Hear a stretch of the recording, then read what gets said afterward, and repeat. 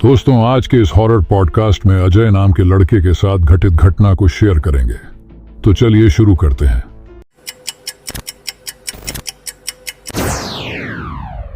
मेरा नाम अजय शर्मा है। ये बात उस समय की है जब मैं बीबीए फर्स्ट ईयर में था। उस समय मैं मेरे कॉलेज के पास ही के एक हॉस्टल में रह रहा था। मुझे प्रतिलिपि पर हॉरर कहानियां पढ़ना पसंद था। मैं रोज कोई ना कोई हॉरर स्टोरी पढ़ता ही था, तभी मुझे नींद आती थी। ऐसे ही एक दिन में रात को प्रतिलिपि पर एक चुड़ैल की हॉरर स्टोरी पढ़ रहा था।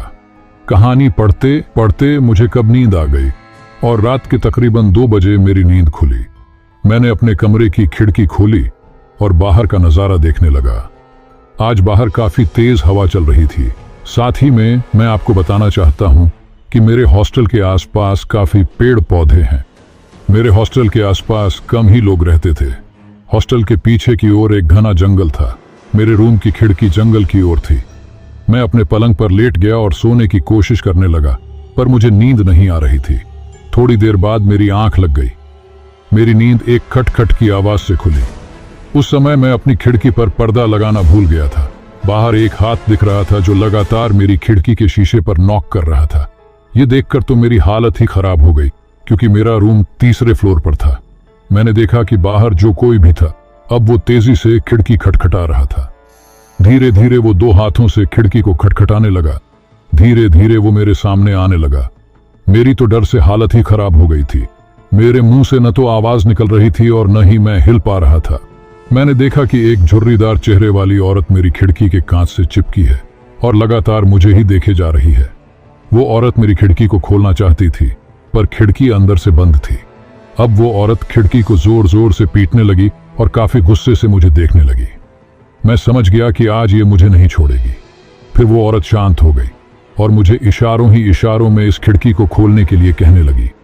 पर मेरी हालत तो ऐसी थी कि मानो मुझे काटो तो खून नहीं। एकदम से वो औरत वहां से कहीं गायब हो गई। मेरा दिल अभी भी तेजी से धड़क रहा था। तभी मेरी खिड़की पर तेजी से नॉक हुई। वो औरत फिर से आ गई थी, पर मैंने अपनी हिम्मत जुटाई और तेजी से खिड़की के पर्दे को बंद कर दिया। मैं जोर जोर से चिल्लाने लगा। शोर सुनकर मेरे दोस्त और हॉस्टल का रखवाला वहां पर आया। सभी मेरी हालत देखकर हैरान थे कि आखिर इसे क्या हो गया है। मैंने सबको उस औरत की बात बताई। तभी मेरे एक दोस्त ने खिड़की का पर्दा खोला, पर बाहर कोई नहीं था। सभी को लगा कि मैंने कोई सपना देखा है, पर हकीकत कुछ और थी। मेरा चौकीदार रात को मेरे साथ ही सोया था, क्योंकि अब अकेले में मैं सो नहीं सकता था। उस हॉस्टल के रखवाले ने मुझसे कहा कि भैया जी, आपने उसकी आंखों में तो नहीं देखा ना? मैंने कहा, किसकी आंखों में? उसी चुड़ैल की आंखों में, उसने कहा।